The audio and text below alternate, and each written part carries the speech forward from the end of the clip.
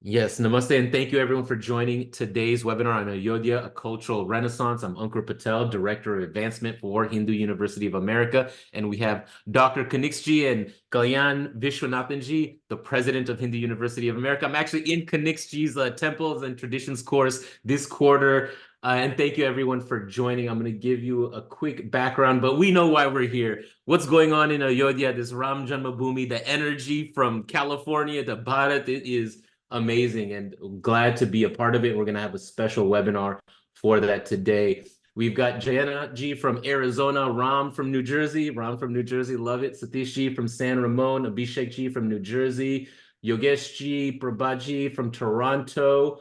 Did I get Winnie from Meridian, Idaho, Nandini from Irvine, Namaskar from Canada, Dr. Singh, Dr. Atar Singh Kushwaha from New York, Balakji from Portland, Manisha Ji from California, Vinod Gupta from Pennsylvania, Sri Kumar from Hyderabad, Vinay from Niagara, Ontario, Ravi from Houston, Vanita from Tampa, Bhomikji from Atlanta, Prabhaji from Fremont, Nanakramji from Orlando, Bhavniji from Cincinnati. Amazing. Thank you all for putting in the chat. Again, we have over 80 people already joining us. And let me get started. Let us get started. So today's webinar, we're focusing on commemorating an epic-making reconsecration, right? The Punar Uddharana ceremony of the Ram Lalla Mandir at Ayodhya. With the release, and what we're doing special is a release of a music video as a special tribute to the occasion. Today is the first time anybody's going to see this video. We're going to explain it. Kanixji has put it together, and we'll be happy to share it and give you something to share with your friends and family and other people that you want to share this renaissance with. So this commemorative video is composed and produced by Dr. Kanixa-Warren, faculty at HUA, and it weaves a 21st century multimedia digital portrait of Ram using elements of Indian classical music, Sanskrit lyrics, and powerful imagery. And so with that, let me just give Kalyanji, he needs no introduction, President of Hindu University of America, but his 21-year association with Puja Dayananda Saraswati of the Arsha Vidya Gurukulam has really put him on this path, and he's been leading the charge, giving the vision. It's a pleasure to work for him closely every day. Kalyanji, President of Hindu University of America, joining us from Dallas, Texas. And then, of course, our other featured faculty and guest today is Dr. Kanixa-Warren. He's actually internationally known musician, composer, music educator, scholar. He's got many recordings, and he's been producing more and more recordings from the Hindu perspective, large-scale musical productions, scores to his credit. He's primarily known for his pioneering work in Indian American choral and orchestral music based on ragas. And through his work, he has built diverse coalitions between amateur and professional musicians and ensembles, academic institutions like Hindu University of America, dance companies, and more. It is my pleasure to introduce Kanixa-Warren, Dr. Kanix, my faculty this quarter for Temples and Traditions, and what a perfect way to get us started on this webinar today. Thank you for joining us. Let me hand it over to, I think Kalyanji is going to give some contextual thoughts, and then we'll get started. Great. Thank you so much, Ankur. And Kanixji, welcome to this webinar. It's hard to find the right words to express what is happening in Ayodhya. There are so many levels and planes of significance and meaning for this particular resurgence of the Hindu Mandir in Ayodhya. And Dr. Kanixa-Warren is going to release a music video today in celebration of that event. I would like to talk a little bit about the significance of the event, but before that, Kanixji, maybe you can take us through, what inspired you to create this video? How did you prepare for it? Tell us a little bit about that. Kanix, you have to unmute us. Yeah. Namaste. I just unmuted myself, and first of all, thank you so much for having me here and having me speak about it. So there are certain things that we all love to do, right? Some of us love to read, some of us love to sing, some of us love to create music, and so on and so forth. And over the years, the music that I've created has been pretty much in the area of celebrating our heritage in a very powerful way. And um, I'm kind of going back and forth trying to answer your question, but the actual inspiration behind wanting to create something for this occasion goes even back to the documentary that I created on Muthuswami Dikshitar. This was created during the period of the pandemic, and after that, it got very nice reviews. And what it taught me was the legacy of Dikshitar is phenomenal. Muthuswami Dikshitar, for those people that do not know Dikshitar, Muthuswami Dikshitar is his full name, and he lived between 1775 and 1835, and he pretty much followed the legacy of the Tamil Bhakti movement, if I may say so. It's like what happened during the Tamil Bhakti movement was the musician yogis. I'm not using the word saints here for the reason they were Siva yogis basically and Vaishnava yogis. They traveled from place to place, and wherever they went, they visited temples and they sang the greatness of these temples and music compositions, which has stood the test of time. And one of India's best kept secrets is that for 1,000 years, families of dedicated musicians called the Oduvars have been singing this music for the last 1,000 years in Shiva temples all over Tamil Nadu. Okay. And I don't think you see any tradition like this in any other part of the world. And that's one of the pillars of Indian classical music, I would say. Now, Muthuswami Dikshitar, who lived in the 1700s, pretty much followed the same thing. So his medium of expression was Sanskrit. He spent 5 years of his life in Kashi, and he was able to articulate musical ideas in Sanskrit, describing the splendor of the places he visited, the Puranas, and the significance of the festivals and everything of any place that he visited.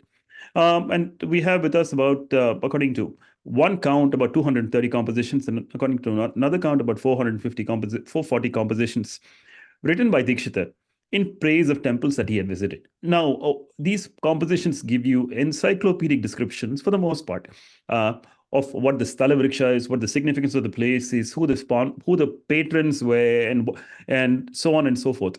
So while doing this documentary, it really hit me that this is something that needs to be celebrated all over India. And then while I was in that spirit, I visited Bali this year. No, not this year, last year, in May 2023.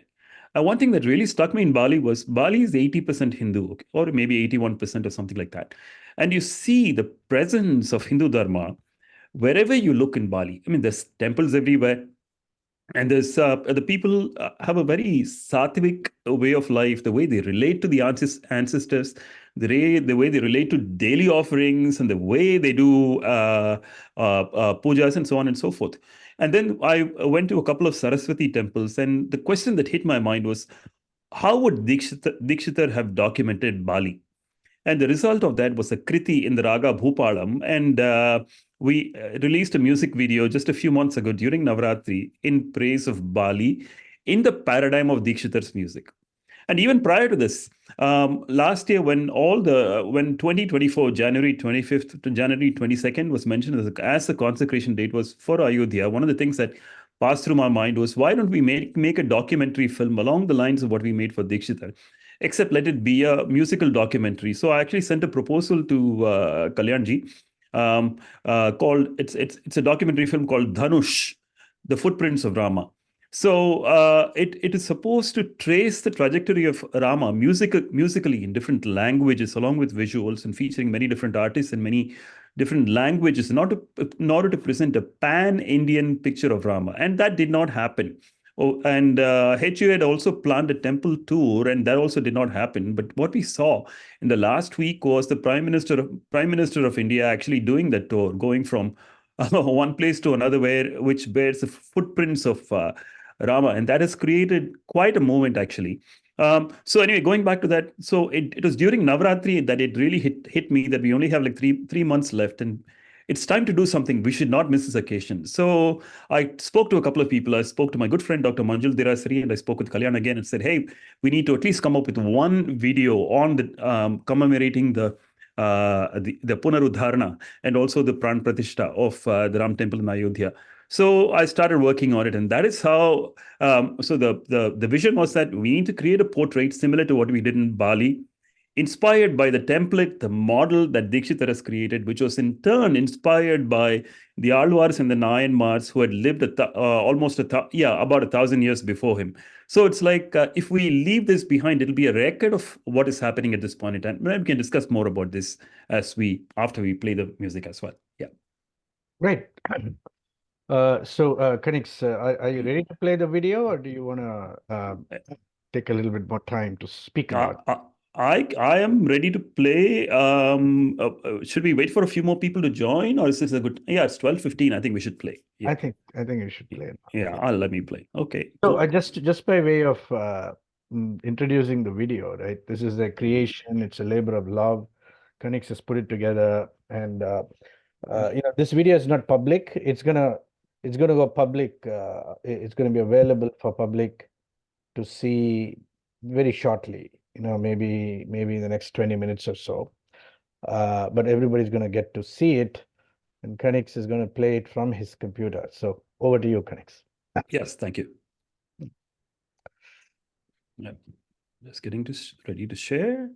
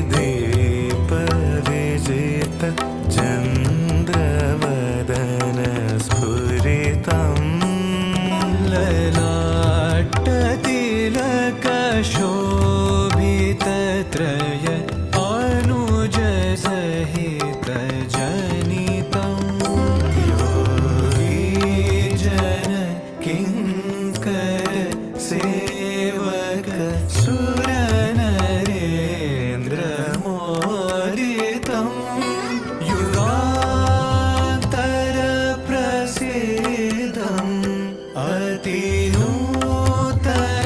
मन्दिरलसितम्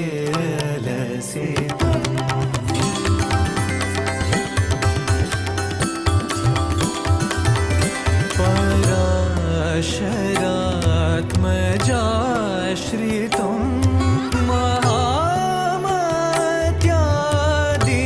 महामत्यादिवन्दितम् अपार करुणापाङ्गं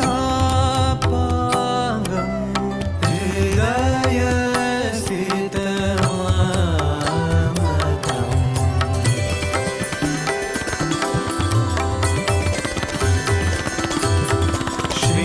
श्रीत्यागराज चक्रवर्ती कंबरामदास गोस्वामी तुलसीदास कविकुल गुरु कालिदास बोधायन मुनि वशिष्ठ श्री गुरु गुह महाश्रेष्ठ कुलशेखर कवि कोकिल श्रीमद् वाल्मीकिर्चित मत्यावतार मर्यादा पुरुषोत्तम श्री राम राम राम श्री राम राम राम रघुपति राघव राजा राम जय श्री राम राम जय श्री राम राम जय Shri Ram Ram Shri रामचंद्रं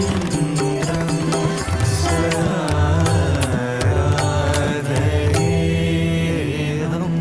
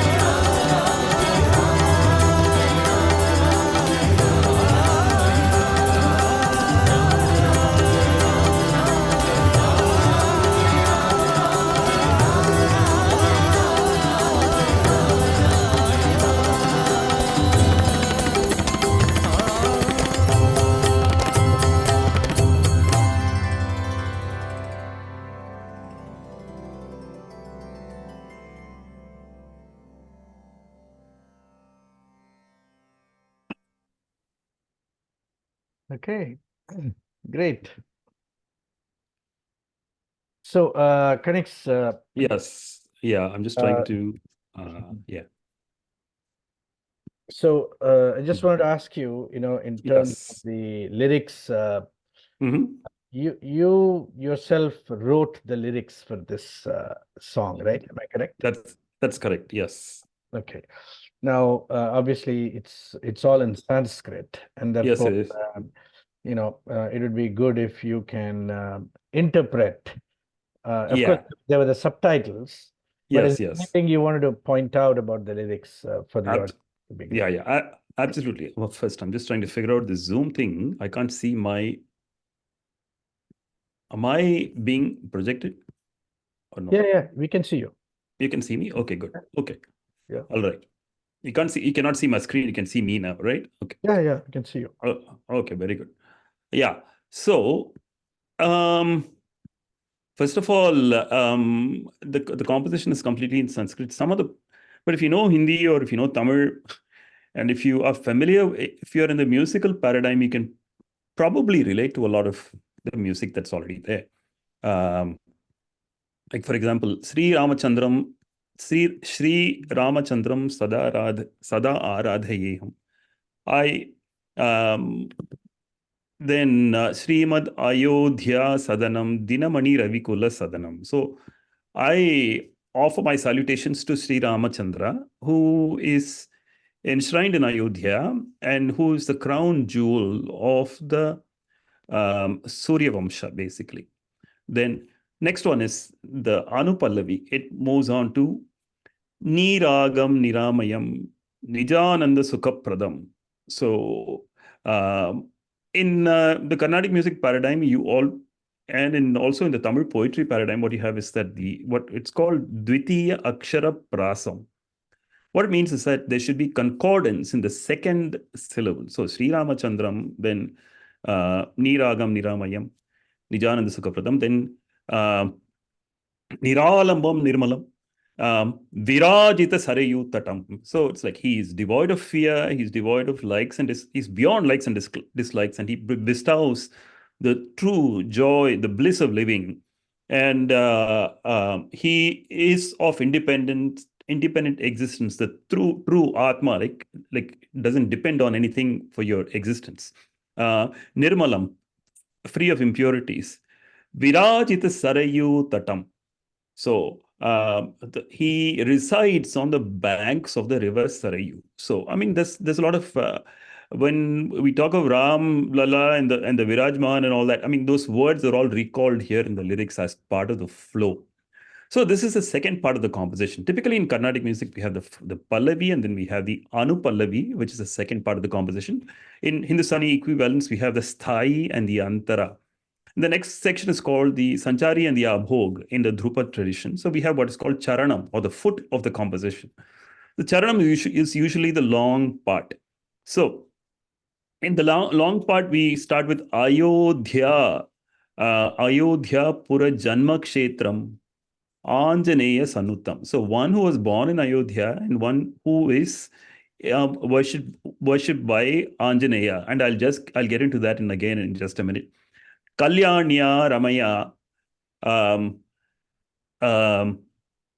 Kalyanya Ramaya Saha, Kanaka Bhavana Nivasitam.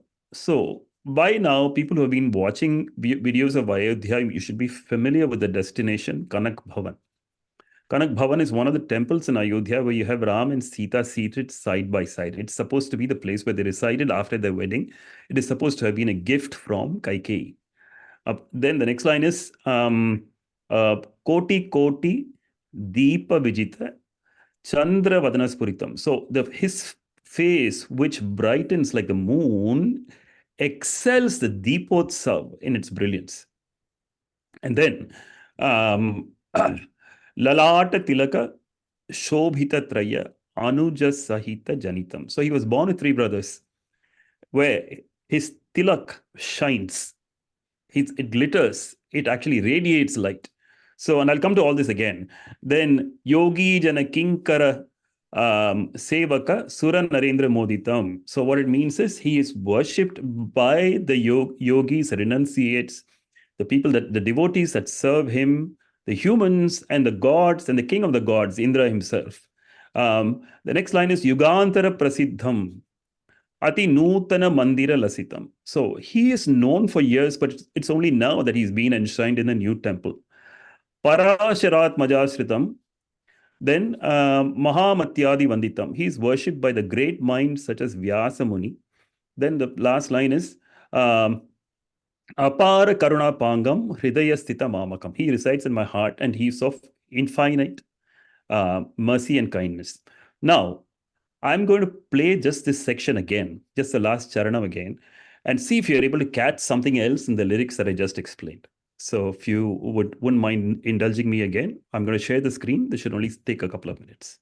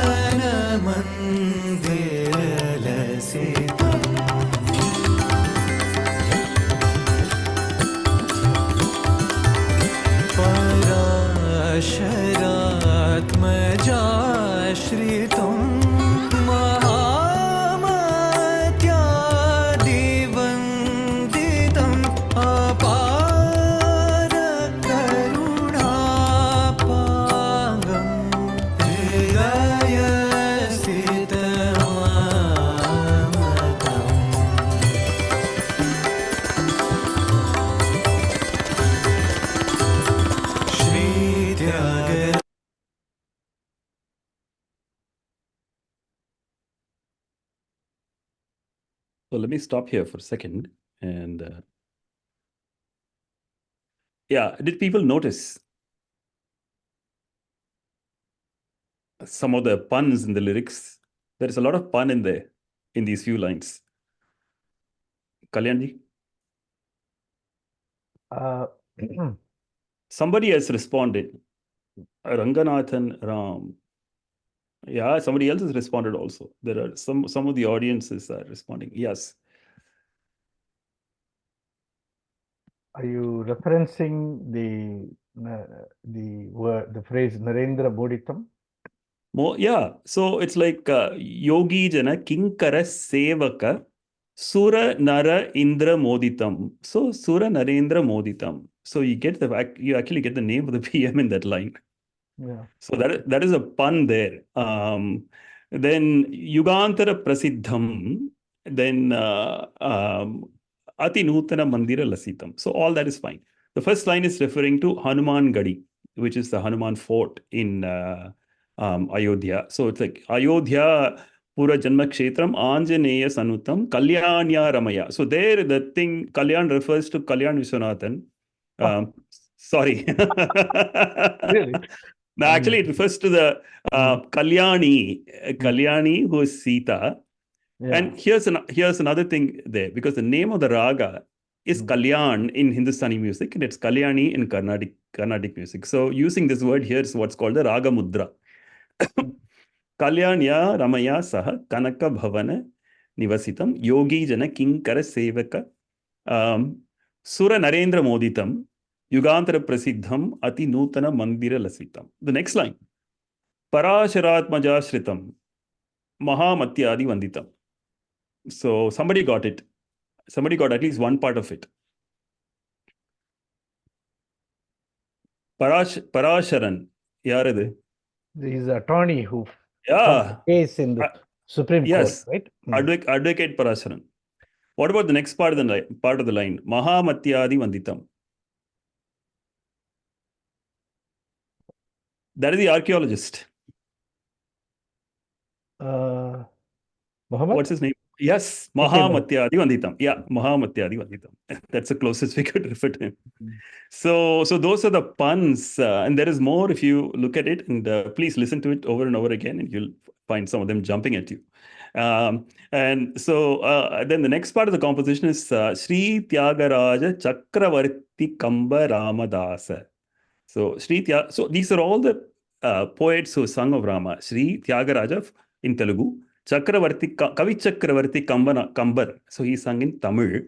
And the next one is Bhadrachala Ramadasa, who sung in Telugu again. Goswami Tulsidas. So that is, everybody knows Tulsidas and Tulsi Rama and everything. Kavi Kula Guru Kalidasa. And why do we bring Kalidasa here?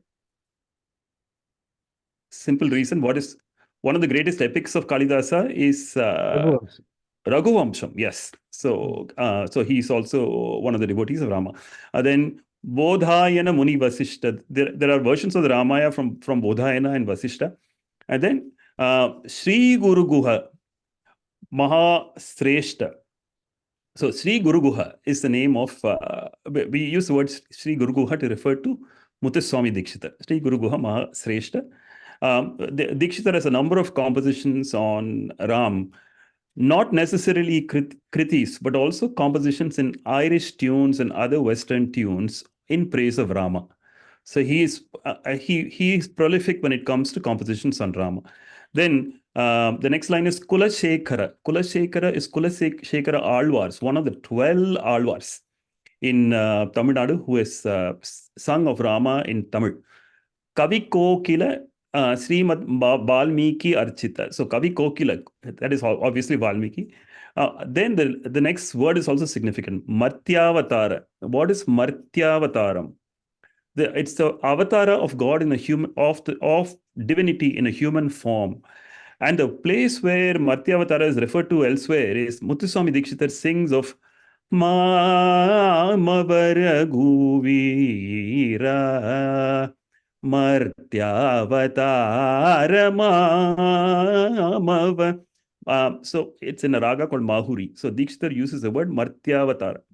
Matyavatara, Maryada Purushottama, then Sri Rama Rama Rama, Sri Rama Rama Rama, and then comes another reference to Raghupati Raghava Raja Ram, for obvious reasons. If you look at the life of Gandhi, and if you also watch the film of Gandhi, there's a lot of references to music related to Ram. The end title music is completely a Ram bhajan, actually. It's very beautifully done by Ravi Shankar. So there you see Lakshmi Shankar singing Raghupati Raghava Raja Ram, and then Ram Kirtan follows after that. And then you see the way it is structured is that the Raghupati Raghava Raja Ram transitions into Jai Sri Rama Rama, Jai Sri Rama Rama, Jai Sri Rama Rama Rama. It's almost like a fast forward from the early 19th century to the early 20th century to the 21st century, where the music also picks up momentum. And finally, we have a kirtan. And then, so that's how the song winds towards a climax. So I'm going to pause for a second if you have any questions, and then I can talk about the artist, the music, the making, and everything like that. So I hope people liked it, and I've not been able to read the comments because I'm busy talking. So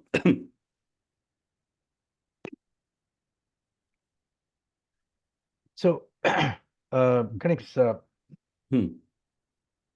so in preparation for this video, you did make a trip to Ayodhya some time ago, right? Yes, I did. Tell us a Yeah. little bit about how you prepared for this video. Yeah. See, it is, I mean, a lot of coincidences are very interesting. Initially, I wanted to write this composition in a raga called Sarasangi. And this morning, when I tuned into the HUA, into the webinar, there was some background music playing, and that was in the raga Sarasangi, actually reminding me that's where I started. And then once I started writing the lyrics for this composition during Navratri. That's when I spoke with Dr. Manjul Dirasri as well. When I started writing the lyrics, I said, okay, this has to be more grand than Sarasangi. Let me write it in the raga Kalyan. And I wrote the lyrics, and then my mother passed away. I was going to go to India in December. Then my mother passed away in November, and I actually spoke with you, Kalyan, the day I left for the airport. And then I said I would still try to make the trip to Ayodhya. And you asked me the question, hey, won't people say that you're not allowed to visit temples for a year when there's been a death in the family?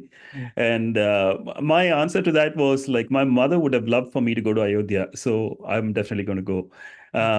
So once I went to Ayodhya, that's when I actually sang the song and recorded it. And then I talked to these two young singers who are brilliant, by the way. I mean, they've captured the spirit of the music with their emotional, with a very deeply touching rendition, both by Abhay Jodhpurkar, who's a well-known playback singer, and the other singers whose name is Rishabh Purohit, who has sung for me. Both of them have sung for me in the past. So I spoke with them in November and sang the composition and made a rough recording, and then went to Ayodhya. And one of the things that Ayodhya is a place that everybody has to visit during a lifetime. The thing I observed there was, on one hand, the temple is being constructed. And Ayodhya today, Jan 21st, is very different from what Ayodhya was on December 5th when I was there. Because so much of change has been happening. It's still happening. It's very dynamic. And there was a lot of energy of that going on one side. But on the other side, I had gone with a friend of mine. A lot of factors conspired to actually take me there. I was staying in the heart of the town, pilgrimage area, walking through lanes and by lanes and all that. And the thing that hit me was every lane literally has a temple to Ram.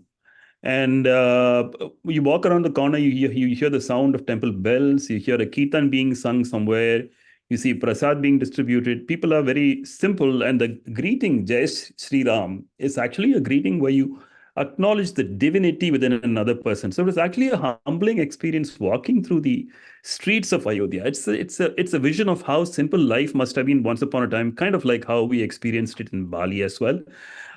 So the guide took us to so many different places, and things hit you when you actually go to that place. So one thing that hit me later on, after coming back, was in Muthuswami Dikshitara song of Ayodhya, Saketa Nagare Nivasantam, Samrajya Prada Hanumantam. So what he says is that the entire Rama Bhakti Samrajya was given by Ram to Hanuman. But actually, the story you hear in Ayodhya is that when you go to Hanuman Gadi, Hanuman is represented as the guardian of Ayodhya, to whom Ram entrusted his entire empire. So you could take it as Dikshitar interpreted the presence of Hanuman in Ayodhya as the sole guardian of Rama's heritage. So that was Hanuman Kadi. And going to Kanak Mahal, and actually I sang this composition in Kanak Bhavan, sitting there. And then watching the Aarti at night in Sarayu, on the banks of the Sarayu, and sipping hot ginger tea and all that. Those are experiences that you will never forget. And one more thing, which actually forced me to change the lyrics.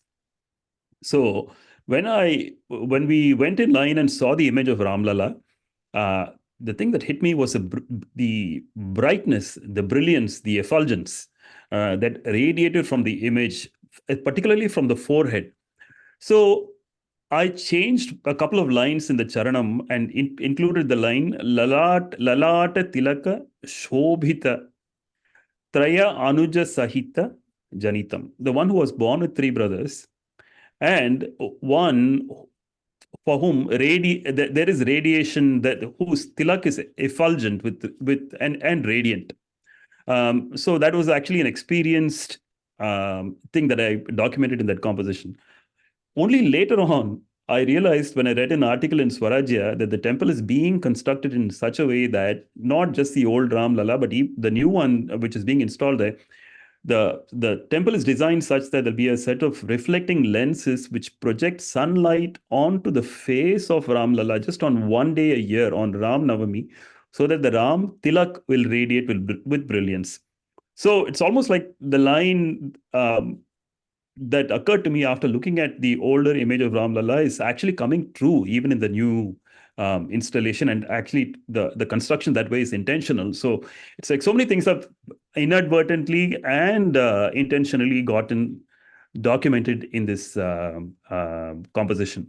So it was a very, very fulfilling experience to travel to Ayodhya and actually relate to the lyrics of the composition and everything.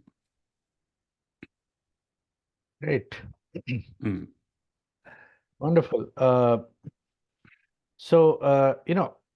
I'd like to move the conversation to maybe reflect a little bit on the historical significance of the re-emergence of the Ram Mandir. Okay, and I have a few thoughts about it, but Kanix, why don't you go first? And how do you relate personally to the rebuilding, the re-emergence of this Ram Mandir in Ayodhya? First of all, how do I relate to Ram? There is someone named Ram in every single family. If you think of it, anybody will have a relative that's named Venkat Raman, Kodan Raman, Kalyan Raman, or even Balaraman, or any kind of Ram, Ayodhya Raman, Saketa Raman. There's so many different Rams. You can very quickly do a Ashtotra Shatam with names ending in Ram, because that is Kalyana Guna Gunavantam. So it's like it's full of auspiciousness, full of Perumal is full of the Kalyana Gunam அப்படின்னு சொல்லுவாலே, in the Sri Vaishnava tradition. So he's full of nothing else. So the Ashtotaram can, the 108 names of Ram is just like that. If you look at old Hindi films like Aradhana, the way Rajesh Khanna says bye to everyone is, oh, Jai Ram Ji ki. So Ram is such a part of our vocabulary, day-to-day vocabulary. Even today, when we go buy stuff in the Indian grocery stores, what brand do we ask for? Anyone? Quickly. Reliable sweets, reliable savories. No one? So it looks like I'm the only one indulging in snacks. It's Haldiram. Haldiram, yeah. Haldiram, yeah. And there's a popular song in Tamil, Raman Yettanai Ramanadi. So Tamil-speaking people would have heard about it.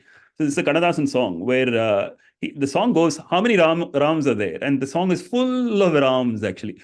So when you grow up, you hear all this, and then you hear this Dikshitar composition, Mama Bapata Amajaya Maruti. There's a lot of references to different types of Rama in there.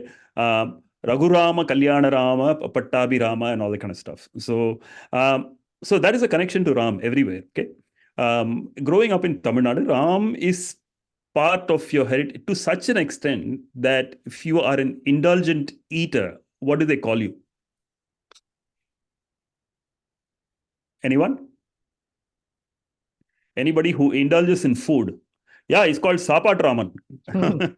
So the food Raman actually. So you just cannot deny that connection with Ram in Tamil Nadu. Now, what does a temple mean? So for this, we have to go back 1,000 years. So many of you must have visited the Brihadishwara temple in Tanjavur. And if you have not visited, you have to go. There is no excuse at all. So that was like the building and a demonstration of a legacy. So when Rajaraja Cholan, whose ascension to throne is described in Kalki's Ponniyin Selvan, which has a huge connection with the Bhakti movement that preceded Rajaraja Cholan. One of the things that Rajaraja Cholan and a couple of his predecessors did was they realized that there were a lot of these old temples which radiated the spirit, the energy, which had been visited by the Shaiva yogis, the Shiva yogis, who went there and sang compositions in praise of Shiva. But they were all crumbling structures, or at least they were not stable structures. Some of them were built of brick, some of them were built of wood, and they needed stabilization. So what we read about them is that Man Taliyai Katrali Akinar. Katralina Kal Tali, a temple made of stone. So they started establishing more permanent structures. And the one that really gave a full breath of life to it was Rajaraja Chola, who built the magnificent Brihadishwara temple, the big temple in Tanjavur, which we often show as an example, even in HUA, that is the kind of legacy that we want to build. So what happens is that the whole of Tanjavur gets defined by this temple. Okay. Now, if I go to Chidambaram today, Chidambaram, once upon a time, I remember visiting in the 1970s. When you approach Chidambaram from the south, from Vaitishwaran temple, what you see is that you see the towers looming from a distance. There's nothing really around the temple, and if at all there is something, they're all small structures. So it's imposing. It gets bigger and bigger as you get closer, and once you reach the temple, it's like the whole thing is about that. Today you don't see that because there are many high rises around that. On the other hand, if you go to Washington, D.C., Lincoln Memorial, or any other monument, you see that there's a dedicated space around that, right? So even the modern parks that are built have a lot of dedicated green space and other things built around that. So the only place that's now come close to it is that if you go to Kashi, I've been to the Vishwanath temple, again, Kalyan Vishwanath temple, I've been there in 2009. You have to go through gullies and gullies, and finally you see, before you realize it, you are at the temple, and you have to look up like this to see the Golden Tower. You don't even know that the Golden Tower is there. Now what they've done is, I've not been there after the restoration and renovation. The whole place has been cleared. So it's like from a distance, you are able to look at the temple, and that has actually defined the sacred geography of that space. And that has led to a lot of commerce, that has led to a lot of restoration, a lot of rejuvenation, and a lot of other things. Even if you take the Kapalishwara temple, there's literally nothing around that with the huge tank and everything. And Kapali temple is also restoration. It was originally on the beach. It was destroyed by the Portuguese, and it was rebuilt about a couple of 100 years ago. And the Panchabhuta temples were all renovated and expanded, and the pillars and other things were rebuilt with the contribution of the Nattukotte Chettiar community, like in the 1900s, I believe. So now the same thing is happening to Kashi and Ujjain. And if you look at Ayodhya in that light, I'm just blown away, because what was once probably a dirty town with not much activity, and what was once a town where there was always a fear of conflict, and the name itself evoked controversy. Now, if you go today, and even when I went last month, when I was looking at what is going on, just the structure of the temple that's being built and all the infrastructure that is around it, which actually relate back to the big temple, because life will be centered around that temple, like it used to be in once upon a time. And this centering is not just about devotion; it's about commerce. It's about everything, because there's a huge ecosystem that the temple supports. Um, and also, if you look at the airport, which is going to support flights to what probably to Thailand, Cambodia, and other places. Come on, just imagine. Would you have imagined Ayodhya like this 10 years ago? No way.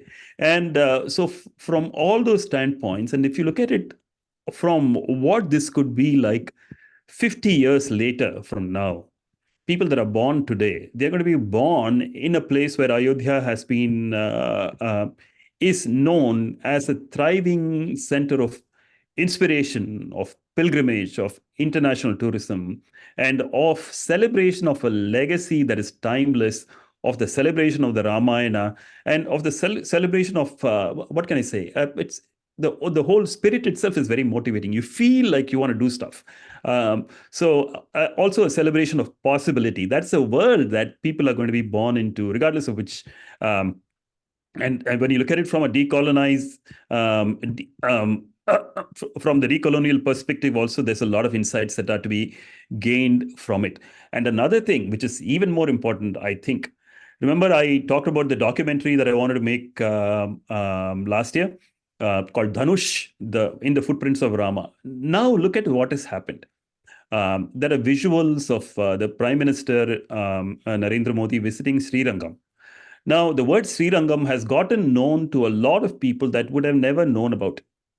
Same with Rameswaram. The entire connection between Rameswaram and Ayodhya, it has actually been demonstrated by virtue of all the imagery and all that is going on right now. Add Lepakshi to it, and also the visit to Nasik to it. So this is all these are pretty much on the Ramayana pilgrim circuit, which has actually been literally blessed by the top leadership in the country. So what is this going to do? This is going to create a widespread awareness, not just about the big temples on the circuit, but there's also a few more. Like this morning, I saw a news item, which I never dreamed would happen.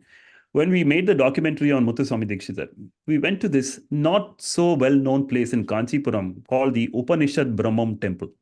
Now, Upanishad Brahmam was a scholar in Advaita, and Muthuswami Dikshitar spent time with him, and so did Tyagaraja. And a lot of their compositions were inspired by him. And Upanishad Brahmam is associated with the creation of what's called the Rama Ashtapadi, which was set to music by Dikshitar, but it's not available to us today. Now, a lot of compositions on Rama are probably inspired, were written there itself, or at least definitely I can think of one that was written in the Upanishad Brahmam place in Kanchipuram. Now, this morning, Nirmala Sitaraman goes and visits that place. And guess what? There are visuals of her visiting that place, and they are all over the internet. There's a lot of people that are going to learn about it. So widespread education and awareness of our legacy, and a pride in our legacy, and a revival in the post-colonial period, and genuine pride in these traditions, a willingness to restore them, a willingness to celebrate them, a willingness to empower them and make them grow, and literally build an infrastructure around them. It's not only the economic infrastructure, but also the cultural infrastructure around them. So I think the benefits are just endless. So I think they all mean a lot to all of us. So sorry, it went too long, but I was getting carried away by it. So, yeah. No, it's wonderful. Wonderful to see you get carried away with that. Okay. But I want to add a couple of things, Yeah. And you see, there would not have been a Rama without a Ravana Correct. in some sense. I mean, so I think in the Hindu tradition, the polarity between dharma and adharma, for example, polarity, the contrast between the deva and the asura, the daivi bhava and the asuri bhava, right? Is one of the primary motifs of Sanatana Dharma, and the call to participate in the upholding of Dharma, right? In the which is the central story of Rama. Rama Ramaha Vigrahavan Dharma. He is the embodiment, the Mhm. incarnation. If Dharma were to incarnate and walk on, as a human being on this earth, what would Dharma look like? Well, it would look like Rama. And that is the story there. Yeah. Mhm. Rama is the embodiment, the very the quintessence of Dharma in walking on the planet, right? And and without Ravana, there would not have been a Rama, Yes. because the adversity that Rama had to deal with is the story of the Ramayana. Mhm. The struggle, the exile, the darkness, and then the reemergence, the victory, and the coronation in Ayodhya. See, that's the story of Rama, right? I mean, Mhm. and in a sense, the Ram Mandir, the journey of the Ram Mandir over the last 500 years is a parallel story in many regards, right? There were the forces, the Asuric forces that descended upon Bharat for a long time. If that was one story, the forces that destroyed the thousands and thousands of mandirs, temples, that deflated the self-confidence of the Hindus for hundreds and hundreds of years. What to speak of the Asuric forces that spent so much energy trying to pretend that none of that ever happened, right? So the force, the Asuric force of historical distortion, which had to reach its proper course and climax in the Supreme Court of India, right? Where the leftist historians pretended that there is no Ram Mandir at all, where the masjid was built. And that whole argument had to be demolished completely, archaeologically. And the effort that went into doing that, and the irony that it was a Muslim archaeologist, Mr. Dr. K.K. Muhammad, who kind of was a flagship archaeologist who told that story and brought it to life and has stood for the integrity of the archaeological findings in the face of historians who are so committed to lying about it. The Ram Mandir had to go through all of that darkness to emerge into light in the current moment. And I think that needs to be recognized also, because in a sense, it is causing all of us to revisit that period of history, the struggle to rebuild the temple, the Islamic invasions of India, and the enormous destruction visited across the length and breadth of India, which for various reasons the Hindus have been embarrassed to talk about, or have been pushed into forgetting and never mentioning in order to simply to appease the Muslims in case the Muslim sentiments will get hurt. Let's just sort of avoid mentioning that. All of that adversity had to be overcome, and that is really to me, that overcoming of adversity, which in a sense parallels the adversity that Narendra Modi himself had to overcome in his political journey to arrive at the head of the Indian state. So, in many ways, this is an extraordinary historical story, and it is my hope that this Ram Mandir marks a new beginning for the rejuvenation, reclamation, the restoration of Sanatana Dharma across the length and breadth of Bharat. And I wrote a short blog in this connection, and I'm going to just put it I just here. dropped it in the chat. Ankur just I dropped was it. waiting for the opportunity. It's a great blog. Everyone should read it. Yeah. It is 100%. I think over 1,300 people have read it so far. Right. Okay. Wonderful. So, yeah, it's a great blog. It's shared on Facebook, and I had to read. I got to read it as well. Yes. Yeah. Terrific. So I think that this video, the video by Kanix and the blog together will constitute sort of HUA's participation in the celebration of the Ram Mandir's reconsecration, the Punarudghatan ceremony. I hope everybody gets the chance to watch it a little bit today night when it begins in Bharat. And I also want to mention that last year, late in December, we did try to launch a sort of a study tour in India in the footsteps of Rama. Now, it did not happen because we did not get enough participation, so we had to cancel it. But we are going to launch it this year. We'll contain it within 3 weeks.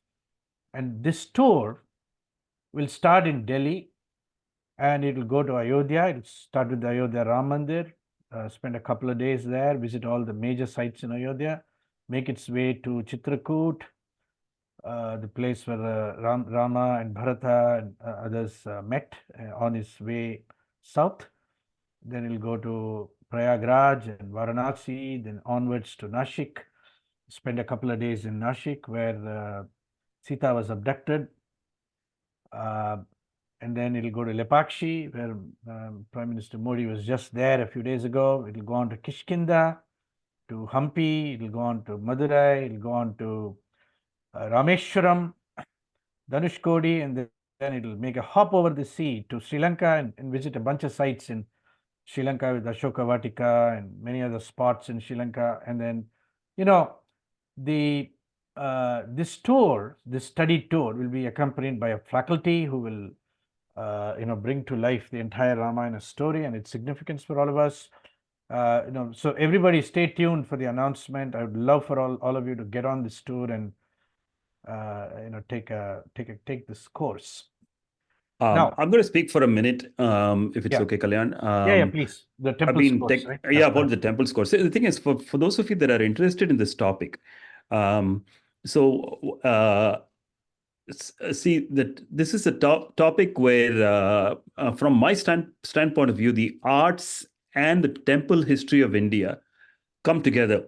So very closely tied to that is the course that I'm offering through HUA. It's offered once a year, and usually it's offered in fall, but this time we are offering it in winter. It's called Hindu Temples and Traditions.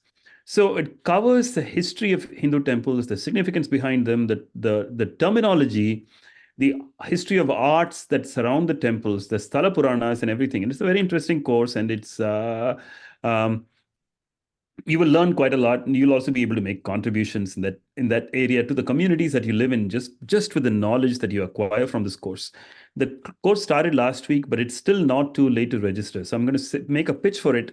So if this presentation today interested you, and if you're interested in learning more about temples and temple history, please do sign up. The link is shared in the blog.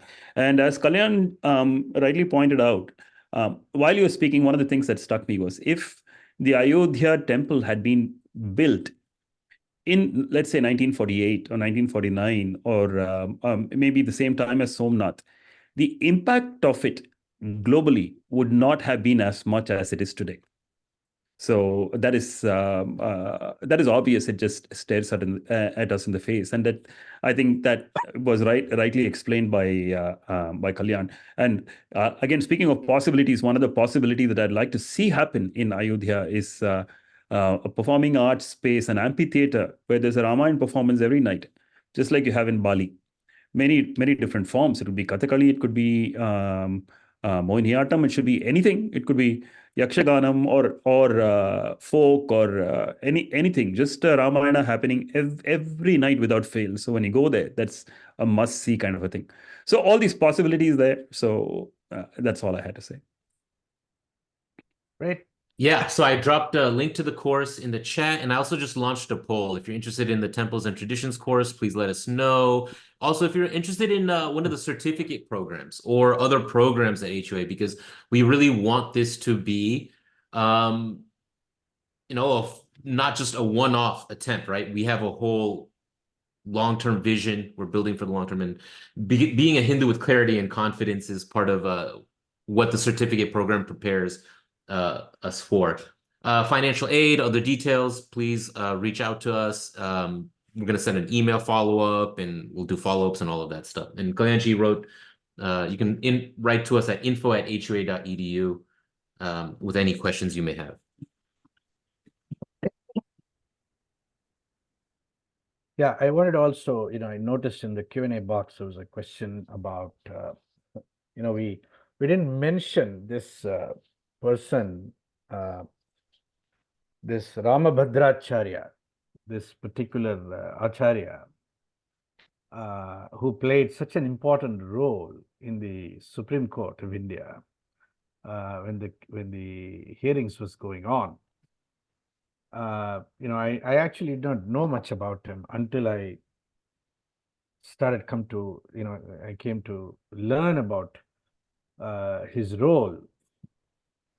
And for those of you, who may not know, he's blind. He couldn't see ever in his life, but he's mastered all the Shastras just by hearing and chanting, and he played a stellar role in testifying in the Supreme Court of India as far as the literary references in the various texts in the Itihasa Purana tradition, as far as the place, the Janmasthana, the Rama Janmabhoomi Janmasthana place, and he actually played an important role, and I think he, in no small measure, if K.K. Mohammed played the role of the archaeologist and brought to life more than 500 pieces of archaeological evidence that demonstrated without ambiguity, beyond contest, that there was a mandir, that dates back at least to the 12th century.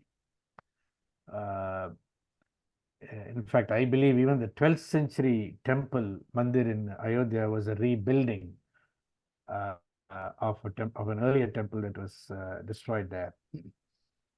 When you go there, what they tell you is that there's many different layers, and the layers signify different periods during which temples existed there, and those are the artifacts that are being dug up now. Yeah, right. And in fact, the wave of destruction in the north was so severe. The wave upon wave upon wave. Some of these temples were destroyed multiple times, rebuilt, destroyed again, and rebuilt and destroyed again. So there was a huge history of destruction that has not yet fully emerged archaeologically across the length and breadth of India. So anyway, we have to recognize and acknowledge Ramabhadracharya for his contribution on the literary side. When he brought to light hundreds and hundreds of references, not just to Rama, but the Rama Janmabhoomi, the Janmasthana itself, and I think it's at some point in the future, there should be a revisiting of the whole history of this place for over 500 years, when this temple was, in a state of decline and neglect and contest, and now it's re-emergence after all of the struggle and effort and the sacrifice of the so many who died in the Ram Janmabhoomi movement, who gave their lives, due to police action and so on and so forth. I mean, all of that. It's an incredible story. I hope one day there is a definitive documentary movie that's made on this subject. But in the meantime, I'd like to probably bring this to an end, this webinar to an end, by saying that everybody should try and visit Ayodhya very soon, and please stay tuned for our study tour in India to be announced very soon in the footsteps of Sri Rama. I wanted to acknowledge Dr. Derasri. Kalyan, do you want to mention that? Yeah. Yeah, Dr. Manjul Derasari from Tampa, Florida, who has been a student of HUA as well as a great fan and supporter for Dr. Kanik's Kadikeswaran. He's graciously come forward to, underwrite the costs of the creation of this video that we are releasing today. and it involved a lot of work, many artists, different places, a lot of travel and so on. So, so we greatly appreciate Dr. Manjul Darasari, and he's making this contribution in the memory of his father-in-law, right? Am I correct, Kanik? Yes, that's correct. So Yes. we are very, very thankful for that. Kanik, anything you want to say about him? Yeah, Dr. Dirasari, Manjul Dirasari, or Manjul Bhai, as I call him, has been a great supporter of our work for the last 15 years. So both he and his wife, Dr. Kalyani Dirasari and Dr. Manjul Dirasari. So in Tampa, they made the first ever out-of-town program of a large scale happen. That was in 2009. That's apart from Arsha Vidya in 2006. And then ever since that, we've been doing choir work in Tampa, and he has supported some of my other works as well. The Dikshitar film and other productions as well. And more importantly, when we did an online workshop called Sadhana, and he was a part of it in this. The same kirtan that we heard in this Ram Ram Jaya Ram Ram Jaya, he had sung in that as well. And this is the same tune that we had sung in our World Choir Games in the year 2012. So many of you who are listening to it should be familiar with this as well. So the other person I'd like to acknowledge is Dr. Sridhar and Mr. Sridhar and Sarada Chitiala, who also supported this project. So this is so I just want to convey my gratitude. Thank you very much. Okay, thank you, everybody. Ankur, you want to flash the results of the poll by any chance?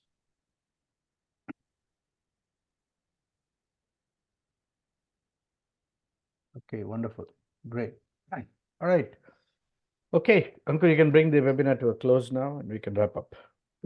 Yeah, no, that was wonderful. I'm excited. I'm going to drop a link to one of the places that I know the consecration is going to be available online to live stream. Somebody's asking for that. But please join us at Hindu University of America as part of this Hindu resurgence from Ayodhya to wherever you are around the world. Enroll in a course, participate, support, join our Friends of HUA chapter, donate if you can, however it is. Join this movement, this Hindu resurgence, be a part of it. We're glad to be a Hindu platform for this. Thank you. It's always my pleasure to host these. Kalyanji, Kanixji, my pleasure. Thank you. Namaste. Jai Shri Ram. Jai Shri Ram.